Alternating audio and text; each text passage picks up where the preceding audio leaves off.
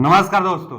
आज इलेक्ट्रीशियन में न्यूमेरिकल का हम सीरीज लेकर आए हैं। मतलब जितना क्वेश्चन हम लिए हैं आज न्यूमेरिकल क्वेश्चन लिए हैं। देखिए इलेक्ट्रीशियन न्यूमेरिकल का वो भी ऐसा क्वेश्चन जो एग्जाम में आने की बहुत ज्यादा चांस है, क्योंकि एक कॉन्सेप्ट पर बहुत ज्यादा कॉन्सेप्ट का हम ऑपरेशन करने वाले हैं। तो आप ध्यान से पढ़िएगा, जो जितना भी हम बताने वाले हैं सब कुछ ध्यान से नोट डाउन करिएगा और समझिएगा। इंपोर्टेंट क्वेश्चन है। न्यूमेरिकल का शायद प्रैक्टिस सेट नंबर यह 4 है। पीछे 3 न्यूमेरिकल का सीरीज कराया गया है, यह भी न्यूमेरिकल का ही पूरा क्वेश्चन लिया गया है। चलिए पहला क्वेश्चन की तरफ चलते हैं। जो बीएसपीसीएल का एग्जाम होगा उसमें अथवा टेक्निकल का कोई भी एग्जाम होगा, न्यूमेरिकल बहुत ज्यादा मायने भी रखता है, क्योंकि न्यूमेरिकल बहुत ज्यादा भी आ रहा है। कम से कम 10-50 क्वेश्चन में 10 से 15 न्यूमेरिकल केवल आ रहा है, तो नंबर उठाने का चांस भी है और बहुत ज्यादा कॉन्सेप्ट भी होगा। जो कॉन्सेप्ट सिखाया जाएगा यहाँ से एमसीक्यू भी बन जाता है, थ्योरी टाइप सब्जेक्टिव टाइप भी क्वेश्चन बन जाता है। तो ध्यान से आप समझिएगा। हम कोशिश करेंगे कि ज्यादा से ज्यादा चीज आपको हम समझाएं कि इस टॉपिक से जो भी क्वेश्चन है वो आप आगे बना लें। क्या है पहला क्वेश्चन आज का कि एक थ्री फेज अल्टरनेटर 1000 आरपीएम की गति से संचालित होने पर प्रति फेज 2000 वोल्ट उत्पन्न करता है। इतना गति है तो 1000 आरपीएम का स्पीड है तो 2000 वोल्टेज उत्पन्न कर रहा है। अल्टरनेटर है तो वोल्टेज उत्पन्न करेगा ही। आगे उसी क्षेत्र उत्तेजन माने वही फील्ड बाइंडिंग है, मतलब जो फील्ड एक्साइटेशन दिया जा रहा है वही फील्ड एक्साइटेशन है। तो उसी क्षेत्र उत्तेजन के साथ यदि 2000 आरपीएम पर संचालित किया जाए तब प्रति फेज उत्पन्न होने वाली वोल्टेज का मान बताइए।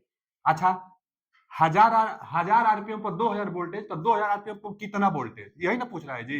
एक फॉर्मूला आप जानते होंगे कि इंड्यूज ईएमएफ के लिए फाई जेड एन पी बटा में 60 ए, ये फॉर्मूला आप जानते होंगे। अब कह रहे हैं ना कि उसी फील्ड एक्साइटेशन के लिए तो फ्लक्स का मान भी कांस्टेंट है, जेड कंडक्टरों की संख्या होती है, तो वही जब मशीन है वही अल्टरनेटर है तो कंडक्टर की संख्या भी सेम रहेगी, पोल का मान जो होगा वह भी सेम होगा और पैरेलल पाथ जो होगा वह भी सेम होगा, क्योंकि उसी मशीन की बात कर रहा है, बस स्पीड चेंज किया जा रहा है।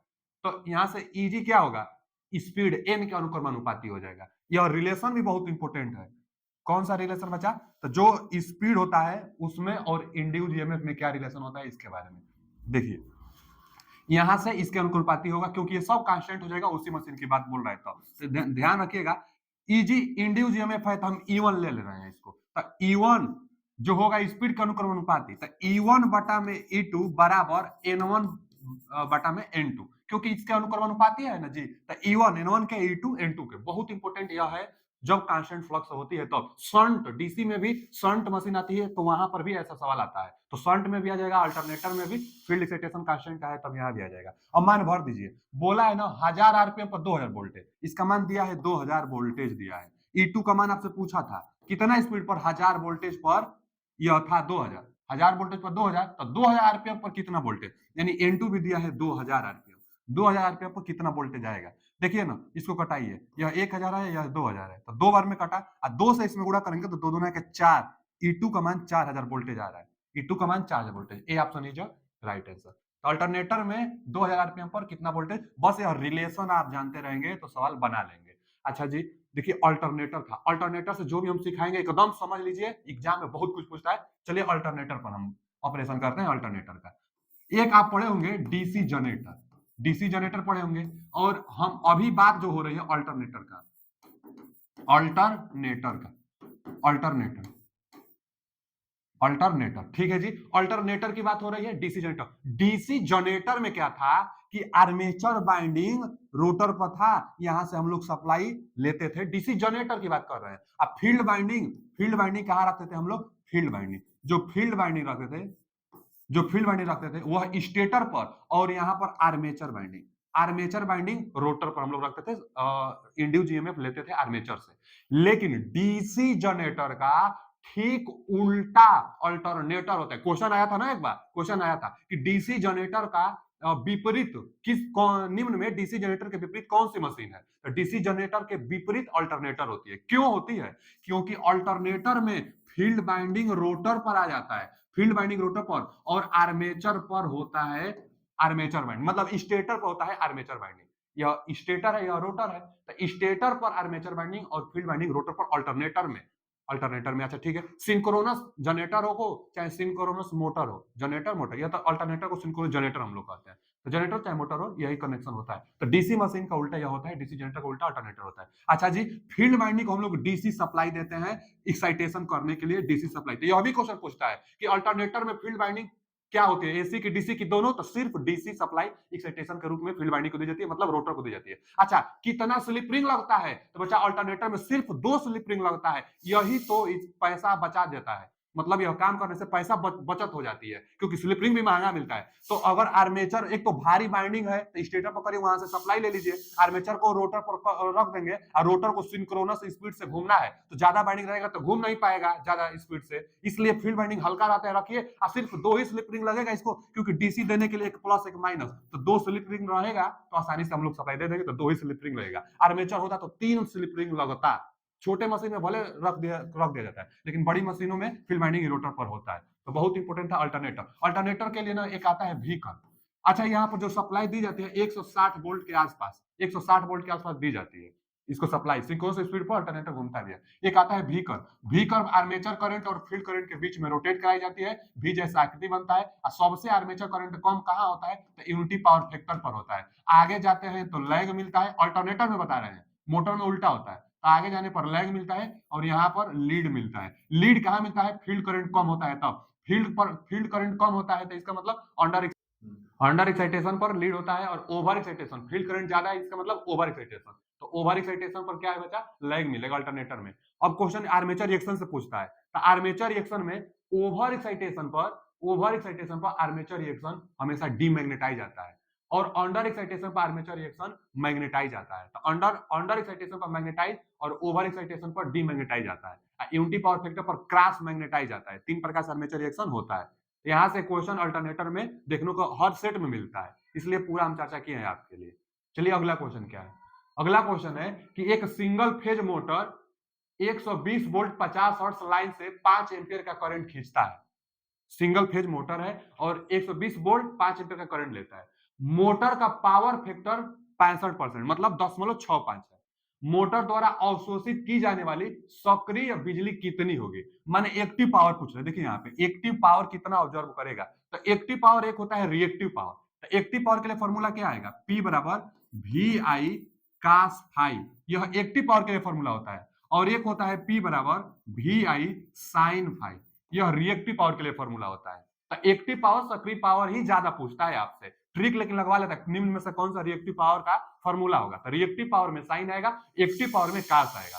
यह सिंगल फेज के लिए था, अगर थ्री फेज होता तो कौड़ी 3 लग जाता है, 3 फेज में कौड़ी 3 का गुणा इसमें हम लोग कर देते हैं। अब सिंगल फेज बोला भी है कि एक सिंगल फेज मोटर, तो रख दीजिए 120 वोल्ट रख दीजिए, करंट कितना ले रहा है, 5 एम्पियर का करंट ले रहा है, पावर फैक्टर दिया है 65%, तो 0.65 ना, परसेंटेज का मतलब बटा में 100, तो 0.65 यहाँ रख देंगे। देखिए 12 5 60, यह 12 5 60, एक जीरो है, यहाँ है 0.65, यह 2 जीरो, तो दो अंक पर जो दशमलव है उसको हटा देगा, 6 बचा, केवल 6 से गुणा कर लीजिए, 6 से करेंगे तो 6 5 30, अच्छा 6 36, 3 जो हासिल है 9, यानी कितना वाट हो गया बचा, 390 वाट। इसमें option B option is right answer, 390 watt इसका सही जवाब है। अल्टर रिएक्टिव पावर था। पावर एंगल एक पूछता है, तो पावर एंगल क्या होता है, पावर एंगल यहाँ पर फाई होता है, और जो ये वाला होता है यही होता है एक्टिव पावर, ये जो होता है ना ऑपरेंट पावर होता है, और ये जो होता है वर्टिकली जो होता है 90 अंश पर, ये होता है रिएक्टिव पावर।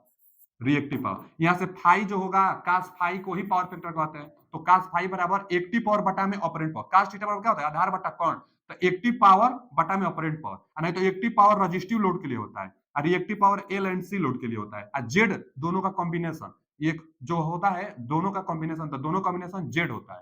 तो यहाँ से कास फाई बराबर आर बटा में जेड, यानी आर बटा में जेड, तो कास फाई के लिए ये भी फॉर्मूला पूछ लेता है कि कौन सा फॉर्मूला होगा, तो आर बटा में जेड, कई बार आर को जी भी दे सकता है, तो कास फाई बराबर आर को जी, क्योंकि आर के उल्टा जी होता है और जेड के उल्टा एडमिटेंस वाई होता है, तो जी बटा वाई भी पूछ लेता है, जी बटा वाई भी कास फाई, आर बटा जेड भी कास फाई। पावर ट्रायंगल से यह बहुत इंपोर्टेंट था। बाकी इनका मात्रक तो आप जानते ही होंगे, रिएक्टिव पावर, एक्टिव पावर और ऑपरेंट पावर का मात्रक, तो इसका B option is right answer. अगला क्वेश्चन क्या है कि 5000 किलोवाट शक्ति 11 किलोवाट के स्थान पर 220 किलोवाट पर पारित मतलब ट्रांसमिट की जाए, तो विद्युत धारा के मान में कितना कमी होगा। आप भी सोचते होंगे कि इतना शक्ति है 5000 किलोवाट, अगर 11 केवी के स्थान पर 220 केवी का ट्रांसमिट की जाए, तो ज्यादा वोल्टेज होगा तो करंट कम जाएगा, कम कम अगर वोल्टेज होगा तो करंट ज्यादा जाएगी, वोल्टेज कम तो करंट का मान ज्यादा, क्योंकि जो अभी आया था ना ऑपरेंट पावर, तो ऑपरेंट पावर फिक्स होता है, P बराबर VI होता है ऑपरेंट पावर। तो जब वोल्टेज बढ़ाएंगे तो करंट को कम होना ही पड़ेगा, तभी दोनों का गुणनफल कांस्टेंट पावर बना रहेगा। पावर कांस्टेंट होता है, तो जब वोल्टेज बढ़ती है तो करंट कम होता है, और जब वोल्टेज घटता है तब करंट बढ़ता है। तो वही एकदम यहाँ पर हो रहा है कि पावर दिया है इतना, अब 11 के भी के स्थान पर 220 के भी करेंगे तो करंट का मान कम हो जाएगा। तो कितना कम हुआ वही पूछा है आपसे, तो आप निकाल लीजिए करंट। यही फॉर्मूला P बराबर VI से P का मान रख दीजिए 5000। 5000 किलोवाट, यह भी किलो में है ना, तब आप किलो को मत बदलिए, बस 5000 लिख दीजिए। किलोवाट में अभी किलोवाट में ही, तो बाटा में चलिए यहाँ रख दीजिए वोल्टेज का मान 11 गुणे आई। आई निकालना है ना, तो बाटा में 11 आएगा। 5000 के बटा में 11 करेंगे तो आपको आई मिलेगा। 11 से भाग दीजिए, 11 पच 55, 5 बार हो जाएगा नहीं, 4 बजेगा, 11 चौका 44 होता है, 6 बचा 60 हुआ, तो 11 पचे 55, 55 5 बचा, तो फिर 11 चौका 44, फिर 44 फिर 6, तो 11 पचे 55, मतलब 454.5 आ रहा है। आई इतना एम्पियर आ रहा है, आई का मान इतना एम्पियर आ रहा है जी। किलो देखिए, यहां भी किलो रखेंगे और यहां भी किलो रखेंगे तो किलो किलो कट जाएगा। तो आई का मान 454.5 एम्पियर इतना केवी पर जा रहा है, लेकिन अब वोल्टेज इतना हो रहा है, तो वहां से भी निकालिए। तो फिर यहां से भी ना पी के बटा में भी से भाग देंगे तो आई मिलेगा। तो आई बराबर क्या होगा, पावर, पावर तो वही है 5000, बटा में अब वोल्टेज हो गया है 220 केवी। केवी है ना, तो किलो मत रखिए, किलो किलो कट जाएगा। यहां से घटाइए, 2 से यह 2 अब क्या करिए ना कि 2 से और कटा दीजिए इसको एक बार, तो यहाँ से 2 से कटाएंगे ना तो 11 ऊपर कटाएंगे तो क्या आएगा, देखिए यहाँ से 2 दूना के 4 और 2 पचे 10, माने आधा 250, इसका आधा 11, 11 से भाग दीजिए, 11 दूना के 22, फिर 3 बचा, 11 दूना के 22, 11 दूना के 22 करेंगे तो 3 बचा, फिर 11 3 35, 3 बढ़ जाएगा नहीं, 2 ही बढ़ जाएगा, तो 11 दूना के 22, फिर 11 दूना का 22, 30 था, 22 तो 8 बचा है, तो 11 साते 77, क्योंकि 8 बचा है तो 80 हुआ ना, तो 11 साते 77, 7 बार चला जाएगा, तो 22.7 यहाँ पर। अब इतना वोल्टेज पर इतना ही करंट, तो ज्यादा वोल्टेज तो करंट कम होगा ही, इतना एम्पियर, इतना पर इतना एम्पियर, तो कितना कमी हुआ यही आपसे पूछा है। कमी में परसेंटेज में जवाब है, तो परसेंटेज में निकल जाएगा, पहले कितना कमी हुआ ये बताइए, आप घटा लीजिए। 454.5 में से घटाइए कितना कितना पर हो गया है, तो 22.7, 22.7। देखिए यहां से घटाएंगे ना तो हासिल देगा, यानी यहाँ 15, 15 में से 7 घटेगा बचा, तो कितना होगा, 5 6 7 यानी 8 होगा। दशमलव, दशमलव के नीचे दशमलव लगता है, फिर यहाँ 3 बचा है, 3 में से 2 जाएगा तो 1, यहाँ 4 में से 2 जाएगा तो 3, यहाँ 4, 431 करंट का कमी हुआ है, लेकिन कमी परसेंटेज में दिया है, तो जितना का कमी होता है, अब बटा में टोटल कितना था, टोटल 454.5, यहाँ 431.8 है, 454.5 से इतना पर आ गया, तो कहां से आया है, 454.5 से, गुणे 100 परसेंटेज के लिए। परसेंटेज, परसेंटेज कैसे निकाला जाता है, जितना कमी हुआ है वह ऊपर रखा जाता है, और टोटल मान नीचे, जो एक्चुअल वैल्यू होता है, एक्चुअल से कितना कमी हुआ, तो कमी बटा में एक्चुअल मान गुणे 100 परसेंटेज के लिए। तो अब देखिए, आप देखेंगे ना, इससे बस थोड़ा सा कम है, यह 454.5 है, या 431 है, इससे थोड़ा सा ही कम है। थोड़ा सा ही जब ऊपर कम होता है तो मान 90% से ज्यादा ही आएगा। आप भी देख सकते हैं कि 431 या 454 है, 90% से ज्यादा एक ही ऑप्शन में है, B option is right answer, यानी 95% आएगा। आप भी निकाल सकते हैं 95% आएगा। इसका जवाब कितना आएगा बच्चा, 95%। कैसे निकला, तो कॉमी बटा में टोटल एक्चुअल मान गुणे 100 करेंगे तो परसेंटेज में निकल जाएगा। तो B option is right answer. आसान था, बस कॉन्सेप्ट समझना था कि कैसे लगेगा क्वेश्चन। अगला क्वेश्चन क्या है कि एक 400 केवी 3 फेज 50 और सिरोपरी एकल परिपथ पारेषण लाइन के सर्ज प्रतिबाधा लोडिंग का मान क्या होगा। क्या पूछा है, surge impedance loading S I L. S I L बराबर क्या होता है, वी स्क्वायर बटा में एस जेड। अब देखिए, पहले एस आई एल का फुल फॉर्म अगर पूछता है तो सर्ज इंपोर्टेंस लोडिंग बताते हैं। सर्ज इंपोर्टेंस लोडिंग क्या है, तो सर्ज इंपोर्टेंस के कारण जो लोड आता है वही सर्ज इंपोर्टेंस लोडिंग होता है। इसका मात्रक ओम ही होता है। यह लोड है, लोड इसका मतलब ओम बताएंगे। लोड रेजिस्टेंस, जैसे रेजिस्टिव लोड होता है। यह सर्ज इंपोर्टेंस, इंपोर्टेंस एक रेजिस्टेंस होता है। अब इंपोर्टेंस, सर्ज इंपोर्टेंस क्या होता है यह बताते हैं हम आपको, लेकिन यह फार्मूला भी आप जानते होंगे। यह लोड है ना जी, तो लोड वी स्क्वायर बटा में आर, पी बराबर वी स्क्वायर बटा में आर होता है ना। P बराबर वी स्क्वायर बटा में आर, वी स्क्वायर बटा में आर, दम तो वही तो है सेम। तो surge impedance loading V square बटा में आर। अब यह जेड जो है सर्ज इंपोर्टेंस लोडिंग और जेड एस का है सर्ज इंपोर्टेंस है। और सर्ज इंपोर्टेंस क्या होता है? ट्रांसमिशन लाइन में लॉसेस नहीं हो, जितना इनपुट इंपोर्टेंस है उतना ही आउटपुट इंपोर्टेंस हो, तो उसको, उस ट्रांसमिशन लाइन को हम लोग कहेंगे कि सर्ज इंपोर्टेंस है। Surge importance transmission line lossless हो, ट्रांसमिशन लाइन में लॉस ना हो, उसको हम लोग सर्ज इंपोर्टेंस कहेंगे। तो यही सर्ज इंपोर्टेंस है। अच्छा, ट्रांसमिशन लाइन के लिए जो सर्ज इंपोर्टेंस होता है 400 से 600 ओम होता भी है। 400 से 600 ओम, ये फिक्स मान है कि सर्ज इंपोर्टेंस का मान जो होगा 400 से 600 ओवरहेड ट्रांसमिशन लाइन के लिए, ट्रांसफार्मर के लिए 1000 ओम होता है, और जो अंडरग्राउंड केबल होता है उसके लिए 40 से 60 ओम होता है। तो यहाँ पर ओवरहेड ट्रांसमिशन लाइन की बात की जा रही है, ट्रांसमिशन लाइन ओवरहेड परेशान जो दिया गया है। अच्छा जी, तो लोडिंग पूछा है ना, वी स्क्वायर कितना दिया है? 400 के भी दिया है, तो 400 गुणे 400, इसका के भी मैंने 10 के पावर 3, 10 के पावर 3, तो एक जगह लिख दे रहे हैं 10 के पावर 6। 400 के भी, 400 के भी, इसका 1000, इसका 1000, 10 के पावर 6। अब बाटा में क्या होगा? सर्ज इंपोर्टेंस तो दिया नहीं है, लेकिन अभी हम बताएं कि जो सर्ज इंपोर्टेंस होता है ट्रांसमिशन लाइन का 400 से 600 ओम के बीच होता है। तो 400 से कट जाएगा तो आप 400 ले लीजिए, होता ही है 400। एक 400 से एक 400 कट जाएगा, कितना बचा? बस 400 गुणे 10 के पावर 6, 10 के पावर 6 को मेगा कहते हैं। आई कितना है? तो 400, तो कितने इसका जवाब हो जाएगा? तो 400, 400 10 के पावर 6 को मेगा वाट। यह P बराबर वी स्क्वायर बटा में आर से ही फॉर्मूला है। P बराबर वी स्क्वायर बटा में आर, जो आर होता है इसका मात्रक ओम होता है, लेकिन यह पावर का मात्रक वाट होता है। उसी तरह surge impedance loading V square बटा में आर, यह ओम ही में होता है, सर्ज इंपोर्टेंस है, वी स्क्वायर बटा में आर, इसका मात्रक भी वाट देंगे तो वाट, लेकिन 10 के पावर 6 है इसलिए मेगा में, तो 400 मेगावाट इसका कौन सा ऑप्शन होगा? B option is right answer, 400 megawatt.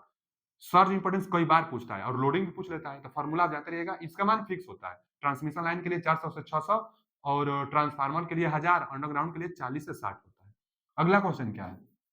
अगला क्वेश्चन है कि 1000 किलोमीटर लंबी संचरण विद्युत लाइन में, माने ट्रांसमिशन लाइन 1000 किलोमीटर लंबा है, प्रति फेज विद्युत लाइन प्रेरकत्व 1.9 मिली हेनरी प्रति किमी तथा प्रति फेज विद्युत रेखा धारिता 14.2 नैनो फैरेड प्रति किमी है। तो विद्युत लाइन की सर्ज इंपोर्टेंस क्या होगी? पूछ लिया सर्ज इंपोर्टेंस।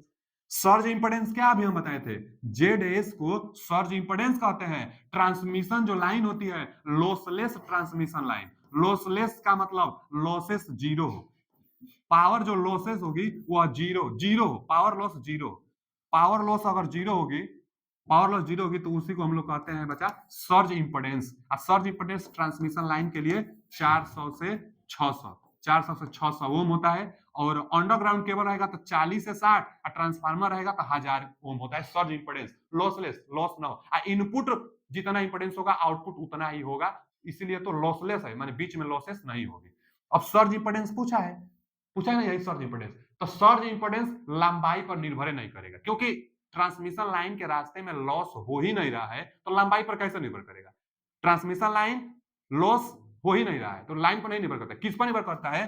तो निर्भर करता है एल बटा में सी, माने एल क्या है? इंडक्टेंस है, और सी क्या है? कैपेसिटेंस है। तो सर्ज इसका मात्रक ओम होता है सर्ज इंपोर्टेंस का। तो अंडर रूट में एल अपन सी, फॉर्मूला भी कई बार पूछ लेता है या कई बार पूछता है सब्जेक्टिव में कि सर्ज इंपोर्टेंस किस पर निर्भर नहीं करता है। ऑप्शन देगा इंडक्टेंस, कैपेसिटेंस, लंबाई, इनमें से कोई नहीं, तो लंबाई पर। यह लंबाई नहीं है, यह इंडक्टेंस है। तो सर्ज इंपोर्टेंस लंबाई पर निर्भर नहीं करता है, यह इंडक्टेंस है। मान भरिए, देखिए 1000 किलोमीटर दिया है, इससे मतलब नहीं है। सर्ज इंपोर्टेंस पूछा है, बस आपको एल से, लाइन प्रेरकत्व को एल कहते हैं, तो एल दिया है, सी दिया है, बस मान भर दीजिए आ जाएगा। तो जेड एस सर्ज इंपोर्टेंस बराबर अंडर रूट में एल का मान कितना दिया है? 1.9 गुणे, यह मिली में है ना, तो 10 के पावर -3 कर दीजिए, बाटा में। अब सी का मान भरिए दिया था 14.2, 14.2 गुणे पावर कितना? नैनो फैरेड है, तो नैनो को 10 के पावर -9 कहते हैं, नैनो को 10 के पावर -9 कहते हैं। अच्छा, यहां से हल करेंगे तो कितना निकल कर आ रहा है इसका मान? तो 365 निकल कर आ रहा है, 365 कुछ ओम आ रहा है, मतलब 365.7 ओम के आसपास आ रहा है, 365 के आसपास। ए ऑप्शन में है ना, उसी के आसपास 364.6। तो अब इस 300 रियल में इसका कैलकुलेशन किया गया है तो 365.7 ओम आ रहा है, इसके आसपास कौन सा है? ए ऑप्शन है। 364.6 ओम, तो यही इसका जवाब सही है। एकदम सर्ज इंपोर्टेंस जानते रहिएगा, L अपन C होता है, फॉर्मूला ट्रिक लगवा लेगा, नहीं तो किस पर निर्भर नहीं करता है, तो यह लंबाई पर निर्भर नहीं करता है। सर्ज इंपोर्टेंस का मात्रक ओम होता है। 400 से 600 ओवरहेड ट्रांसमिशन लाइन के लिए होता है। आगे क्या है, ओवरहेड ट्रांसमिशन लाइन के लिए बढ़ती प्रतिबाधा यानी सर्ज इंपोर्टेंस का सीमा क्या है, फिर आ गया 400 से 600 होता है। ओवरहेड ट्रांसमिशन लाइन का 400 से 600, अंडरग्राउंड का 40 से 60, ट्रांसफार्मर का 1000 ओम होता है। तो B option is right answer. अगला क्वेश्चन क्या है, यदि 6 पोल इंडक्शन मोटर के स्टेटर की आपूर्ति की आवृत्ति 50 हर्ट्ज है और रोटर की आवृत्ति 2 हर्ट्ज है, तो स्लिप का परसेंटेज, ये अभी हर सेट में क्वेश्चन आता है, स्लिप और रोटर फ्रीक्वेंसी में क्या संबंध है। तो देखिए बच्चा, जो रोटर की फ्रीक्वेंसी होगी एफ आर बराबर एस इंटू एफ होता है। एफ क्या है, सप्लाई की फ्रीक्वेंसी है, इंडक्शन में आता है, और एस का है स्लिप है। तो स्लिप परसेंटेज, कई बार स्लिप का मान पूछ लेता है, कई बार स्लिप देगा, सप्लाई फ्रीक्वेंसी देगा, रोटर फ्रीक्वेंसी आपसे पूछ लेता है। यहाँ पर तो रोटर फ्रीक्वेंसी दिया है ना, रोटर की आवृत्ति 2 हर्ट्ज, तो रोटर की आवृत्ति 2 हर्ट्ज रख दीजिए, स्लिप का मान निकालिए तभी ना परसेंटेज में आएगा। एफ सप्लाई फ्रीक्वेंसी है, 6 पोल इंडक्शन मोटर 50 हर्ट्ज, तो सप्लाई फ्रीक्वेंसी 50 हर्ट्ज, 50 इसके बटा में जाएगा, स्लिप का मान कितना हो जाएगा, स्लिप का मान निकालने के लिए 2 बटा में 50। अच्छा, स्लिप का मान आ जाएगा 2 बटा में 50 से, यानी 1 बटा में 25, 1 बटा में 25 आ जाएगा, लेकिन परसेंटेज में है ना जी, तो 100 से गुणा करना होता है परसेंटेज के लिए, तो परसेंटेज के लिए 100 से गुणा, 25 चौक का 100, 4% आ रहा है, 4%, C option is right answer, 4%। Slip का मान भी कम होता है, तो 4% आया इसका जवाब। आगे, संपूर्ण रूप से एक कुंडली में प्रेरित विद्युत वाहक बल ईएमएफ 2 कुंडली भुजाओं में प्रेरित विद्युत वाहक बल ईएमएफ का रिक्त स्थान है। कोई क्वाइल है, सवाल क्या बोल रहा है ना बच्चा, कोई क्वाइल है, ठीक, कोई क्वाइल है। अच्छा, एक कुंडली में, एक क्वाइल में, क्या बोला है कि संपूर्ण रूप से एक कुंडली में, यही ना एक कुंडली है, यही एक क्वाइल है, संपूर्ण रूप से एक कुंडली में प्रेरित विद्युत वाहक बल, इस कुंडली में टोटल उत्पन्न ईएमएफ, कुल प्रेरित विद्युत वाहक बल टोटल ईएमएफ 2 कुंडली भुजाओं के, तो 2 कुंडली भुजा होता है, एक्टिव सिरा इसको कहते हैं, तो यह भी एक एक्टिव सिरा है, और यहाँ पर यह भी एक एक्टिव सिरा है, तो 2 एक्टिव सिरा में उत्पन्न होने वाली विद्युत वाहक बल के योग के बराबर होता है। तो टोटल ईएमएफ क्या होगा, यहाँ जितना उत्पन्न होगी E1 और यहाँ एक्टिव सिरा के कारण यहाँ जितना उत्पन्न होगी, इन दोनों के योग के बराबर इक्विवेलेंट होता है, यानी इक्विवेलेंट E1 प्लस E2, तो टोटल ईएमएफ दोनों एक्टिव सिरा में उत्पन्न ईएमएफ के योग के बराबर होता है, तो ई का मान टोटल योग के बराबर, B option is right answer. वही ना कि कुंडली भुजाओं में प्रेरित विद्युत वाहक बल ईएमएफ का योग टोटल प्रेरित विद्युत वाहक बल के बराबर होता है, तो यहाँ पर B option is right answer. अगला क्वेश्चन क्या है कि 100 खांचों वाली और प्रति खांचा 10 चालक युक्त 10 ध्रुव तरंग लेपित जनित्र को जब 1200 आरपीएम में परिचालित किया जाता है, तो उत्पन्न विद्युत वाहक बल का परिकलन कीजिए, फिर इंड्यूज ईएमएफ का मान बताना। तो इंड्यूज ईएमएफ के लिए एक सवाल जरूर बनता है, phi Z N P E g बराबर फाई जेड एन पी बटा में 60 ए आता है। चलिए जी, तो मान भर दीजिए, ईजी का मान भरिए, ईजी का मान भरिए, सब कुछ दिया है, सब कुछ दिया है। देखिए फाई का मान कितना दिया है ना, वेबर, कितना वेबर, 10.01 वेबर, रख दीजिए 10.01 वेबर। जेड टोटल कंडक्टर की संख्या दिया, क्या है कि calculate the EMF generated by the 10 पोल दिया है 10 पोल, वेव वाउंड दिया, ये भी जानते रहिएगा, वेव बाइंडिंग में ए का मान 2 होता है, लैप बाइंडिंग में ए बराबर पी होता है, तो वेव बाइंडिंग दिया है। जनरेटर है 100 स्लॉट है, आप विथ 10 कंडक्टर है, माने ये 10 कंडक्टर के साथ 100 स्लॉट है, तो गुणा करके तभी ना टोटल कंडक्टर मिलेगा आपको, तो 100 में 10 से गुणा करिए तो टोटल 1000 आएगा, टोटल 1000 आएगा बच्चा। जेड निकालने के लिए टोटल 1000, बाकी अब स्पीड चाहिए आपको, तो कितना स्पीड से रोटेट कराई जा रही है, 1200 आरपीएम से, दिया है 1200 आरपीएम, तो 1200 आरपीएम कर दीजिए। अब पीक दिया है कितना पोल के लिए, 10 पोल के लिए, 10 पोल के लिए, तो यहाँ पर 10 रख दीजिए। 5 जेड एनपी बटा में 60 है, 60, और ए क्या है, पैरेलल पाथों की संख्या, लैप बाइंडिंग अगर रहता तो ए बराबर पी हो जाता है, ए बराबर पी लैप बाइंडिंग में, वे बाइंडिंग है तो ए का मान 2 होता है, तो ए का मान 2, ए का मान 2, ए का मान 2 तो रख दीजिए, ए का मान 2 रख दीजिए। वे बाइंडिंग क्यों, देखिए इसमें बोला है वेव बाइंडिंग, इसलिए ए का मान 2। अब देखिए लगाइए, यहां से ना क्या करिए बच्चा, यह 6 दूना के 12 120 हुआ, इसे कटा दीजिए। जैसे चलिए 1 जीरो से यह 1 जीरो, यह 6 और 2, 6 दूना के 12 से 12 कटा देंगे तो यहाँ 10 आएगा। तो यह 1 जीरो 1 जीरो 2 3 4 5, तो यह 2 जीरो से यह 10 मूल हट जाएगा, बचा बस केवल 1000 वोल्ट। तो 1000 वोल्ट इसका सही जवाब हो जाएगा, 1000 volt. 1000 volt B option is right answer. Formula जानते रहेंगे तो सॉल्व बना लेंगे। Eg बराबर 5 बटा में 60 ए। आगे एक मध्यवर्ती स्विच, इंटरमीडिएट स्विच बोलते हैं। इंटरमीडिएट स्विच ही कई बार हिंदी में लिख कर आ जाता है। तो इंटरमीडिएट स्विच में होते हैं तो कितना सिरा, कितना टर्मिनल होता है। तो इंटरमीडिएट जो स्विच होता है, ऐसा यह एक स्विच है कि एक लाइट को आप 3-3 जगह से कंट्रोल कर सकते हैं। इसमें 4 टर्मिनल होता है। कितना टर्मिनल होता है बच्चा? तो 4 टर्मिनल होता है इंटरमीडिएट स्विच में।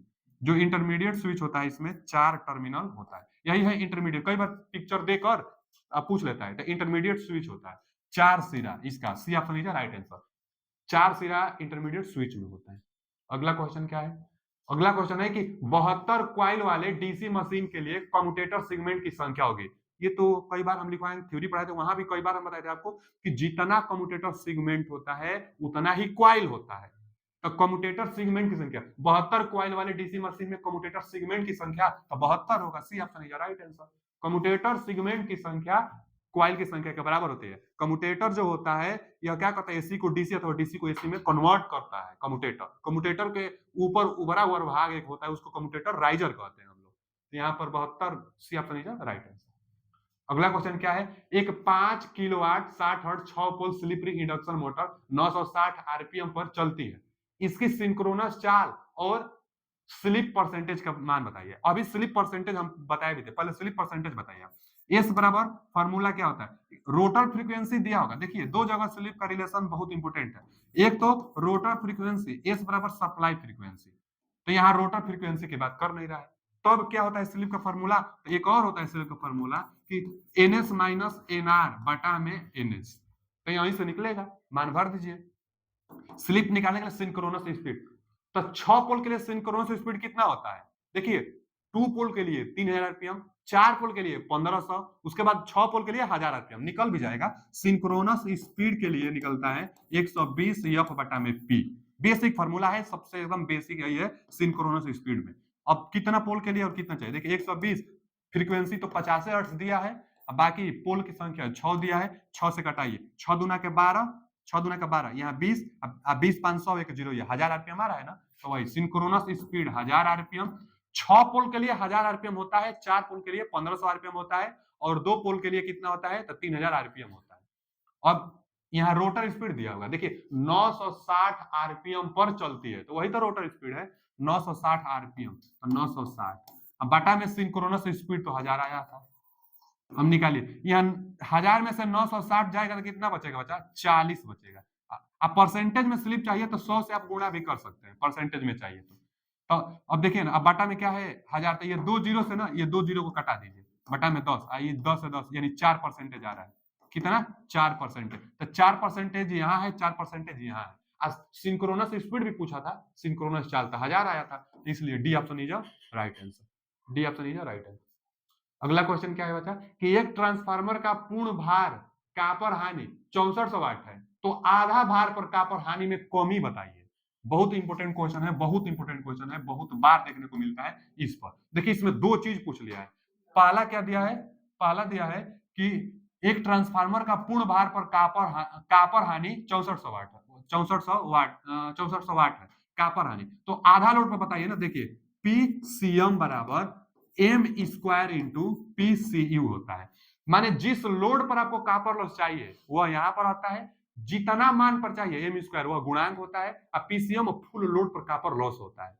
तो अब बस बताइए, आधा लोड पर पूछा है आपसे, आधा लोड पर, तो आधा एम की जगह पर आधा रखेंगे, 1/2 होता है, इसका वर्ग है तो आप भी वर्ग कर दीजिए, इंटू फुल लोड पर कॉपर लॉस कितना है दिया है ना, पूर्ण भार पर कॉपर लॉस 6400 वाट है, तो 6400 वाट यहाँ रख दीजिए, 6400 वाट। अब देखिए 1/2 का वर्ग कितना होगा बाबू? 1/4 होगा, यहाँ पर 6400 है। 4 से कटाइए, 4 से कटाएंगे तो कितना आएगा? 16 चौका 64 भी होता है, यानी 1600 वाट आएगा। 4 से आप भाग भी दे सकते हैं ना, 4 एकम 4, 2 4 छक्का 24, 2 जीरो, यानी 1600 वाट।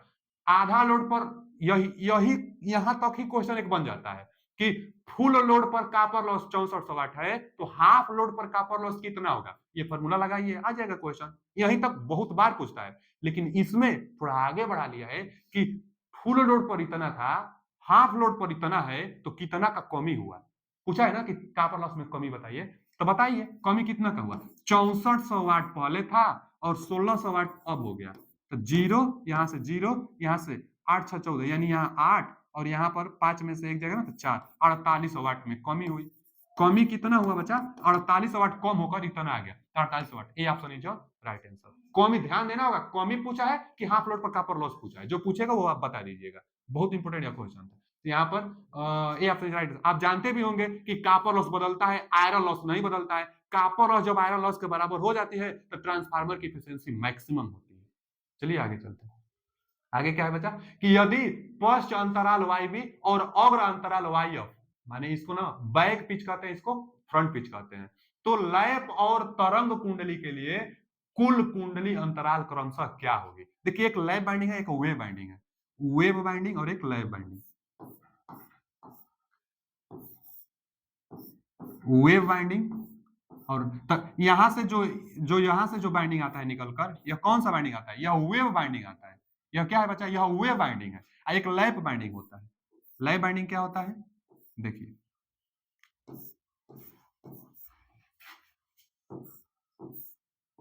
लैप बाइंडिंग एक होता है, तो यह लैप बाइंडिंग एक दूसरे पर लैप। क्वेश्चन यह भी पूछा था कि कौन सा बाइंडिंग एक दूसरे से लैप करता है, तो लैप बाइंडिंग नाम भी है लैप बाइंडिंग, तो लैप बाइंडिंग एक दूसरे से लैप करता है और वेव बाइंडिंग एक दूसरे से लैप नहीं करता है। यह वेव जैसा आपको दिखेगा, और लैप बाइंडिंग में लैप, फिर अगला यहां से होगा, यहां से होगा और ऐसे होगा, तो यह लैप बाइंडिंग है। ठीक है जी, तो लैप बाइंडिंग और वेव बाइंडिंग में देखिए एक बैक पिच आता है, एक फ्रंट पिच आता है।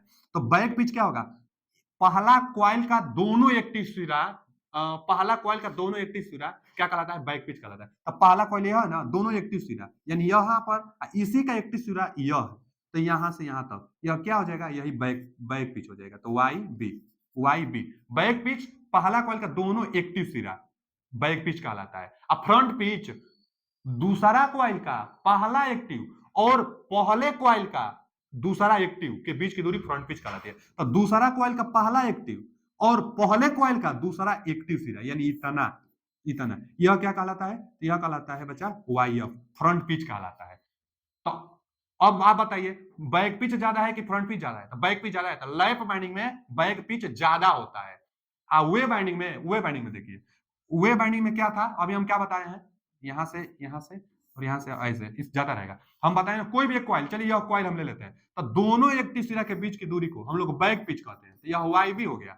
यहां भी वही किया गया है, दोनों एक्टिव सिरा के बीच की दूरी वाई भी। अब फ्रंट पिच क्या होता है, दूसरा कॉइल का पहला एक्टिव, तो अब दूसरा कॉइल है, तो दूसरा कॉइल का पहला एक्टिव, दूसरा कॉइल का पहला एक्टिव और पहला कॉइल का दूसरा एक्टिव, तो ये अच्छा यहां से कनेक्शन है, तो एक कॉइल यह, एक कॉइल दो, तो दूसरा कॉइल का पहला एक्टिव यह हुआ और दूसरा कॉइल का दूसरा एक्टिव, तो दूसरा कॉइल यानी यहां से यह इसका और दूसरा कॉइल का पहला एक्टिव, पहला कॉइल का दूसरा एक्टिव के बीच की दूरी को हम लोग क्या कहेंगे, फ्रंट पिच कहेंगे। तो इसको हम लोग कहते हैं फ्रंट पिच।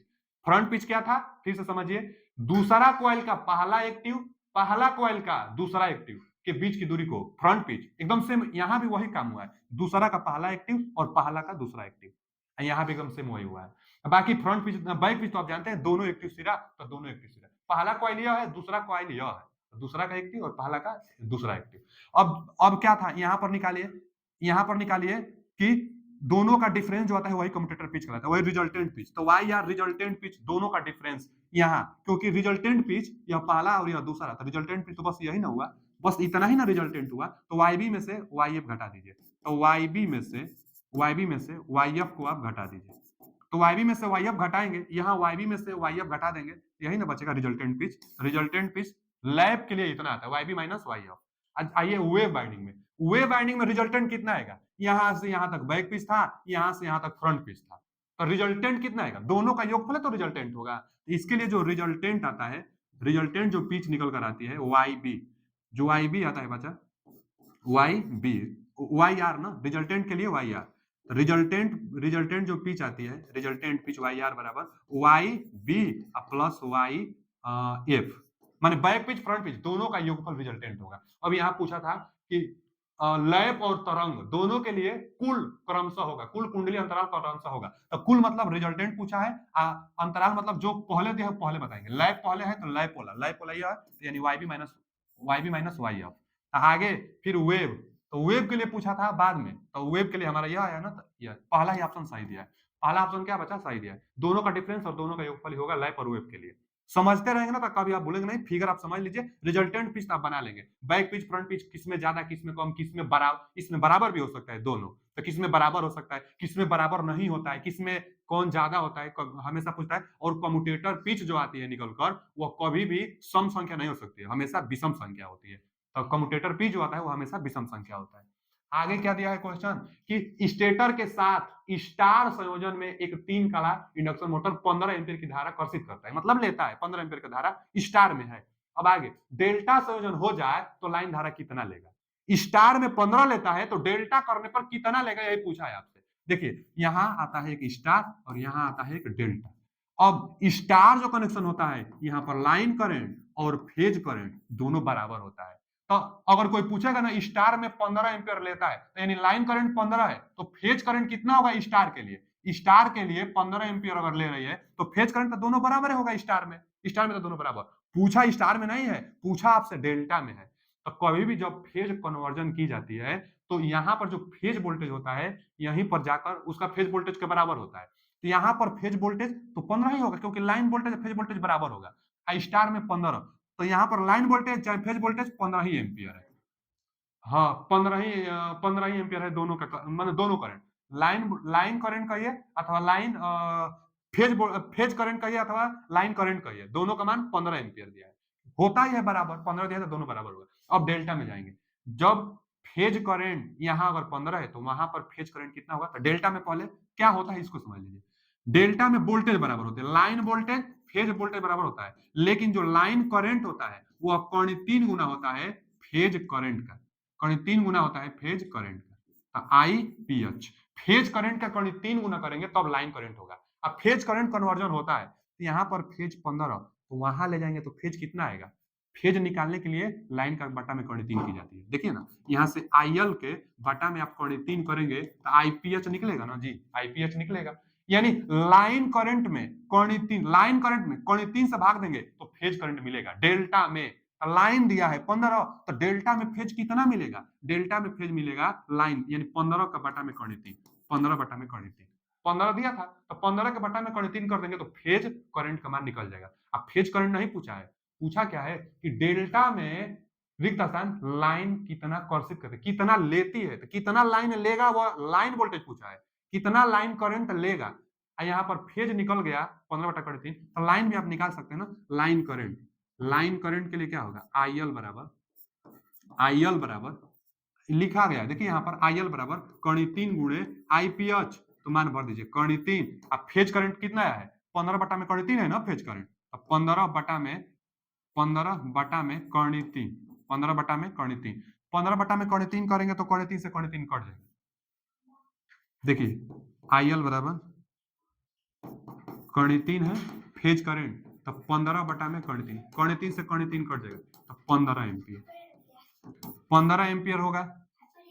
तो आईएल बराबर 15 एम्पियर, तो इसमें कौन सा ऑप्शन सही है, D option is right answer. ठीक है आगे चलते हैं, सिंपल है 15 एम्पियर होगा, 15 बटा कर्ण 3 मत लगाइएगा क्योंकि स्टार से डेल्टा में जा रहा है। जब स्टार से डेल्टा में जाएगा तो स्टार में सब बराबर होता है, लेकिन डेल्टा में जाने के बाद क्या होता है कि फेज में कर्ण 3 से भाग दीजिए और जब लाइन होगा तो उसमें हम लोग कर्ण 3 से गुणा कर देंगे तो फिर 15 ही निकल कर आ जाएगा, 15 एम्पियर इसका सही जवाब है। आगे क्वेश्चन क्या है कि 10.2 स्लिप के साथ किसी इंडक्शन मोटर के लिए रोटर इनपुट शक्ति और रोटर कॉपर हानि का अनुपात बताइए। यह हानि से है इंडक्शन मोटर में एक रिलेशन हम बताए थे कि पी इनपुट, इनपुट चाहे एयर गैप कई बार देता है इसको, संबंध है पी कॉपर लॉस बटा में पी आउटपुट, आउटपुट को मैकेनिकल भी कई बार देता है। ध्यान से समझिए, यहाँ मैकेनिकल पूछ लेगा मैकेनिकल शक्ति बताइए, यहाँ एयर शक्ति पूछ लेगा कि एयर शक्ति बताइए, तो यहाँ यह एयर भी होता है, यहाँ मैकेनिकल भी कहलाता है। बस समझ रहे, यह आउटपुट है, यह इनपुट है, यह कॉपर लॉस है। कितना संबंध होता है, 1 संबंध है, एस संबंध है, 1 माइनस एस, यह संबंध होता है, यह लॉसेस और वह संबंध होता है। अब इसी से क्वेश्चन बहुत बार पूछता है, या रिलेशन भी पूछ लेता है। यहाँ पर क्या दिया हुआ है कि 10.2 स्लिप के साथ किसी इंडक्शन मोटर के लिए रोटर इनपुट शक्ति इसको दिया है, इनपुट शक्ति और रोटर कापर हानि, माने इसके बारे में पूछ रहा है। तो इनपुट और कापर हानि का अनुपात बताइए। यानी बच्चा इनपुट शक्ति और कापर हानि का अनुपात पूछा है, तो इनका अनुपात 1:s है। इनपुट और कापर का अनुपात 1:s है, 1:s है। कई बार इनपुट और आउटपुट का पूछ लेगा, इनपुट मैकेनिकल दे देगा ना, कई बार इसका बारे में पूछ लेगा। तो आप संबंध जानते रहेंगे तो बना लेंगे आसानी से। मान भर दीजिए, पूछा क्या है, दोनों का अनुपात पूछा है और स्लिप दिया था, स्लिप 10.2 दिया है। तो भर दीजिए 1/10.2, तो 10.2 को हटाने के लिए ऊपर 0 और 2 × 5 = 10, 5 आ रहा है। तो P कापर लॉस, तो 5, ए ऑप्शन इज राइट आंसर। आज के लिए इतना ही। वीडियो कैसा लगा कमेंट करके जरूर बताइए। नववर्ष की बहुत बहुत शुभकामनाएं। हम कामना यही करते हैं कि जितने लोग जुड़े हैं, जितने लोग मेहनत कर रहे हैं, सबका सिलेक्शन हो जाए। धन्यवाद।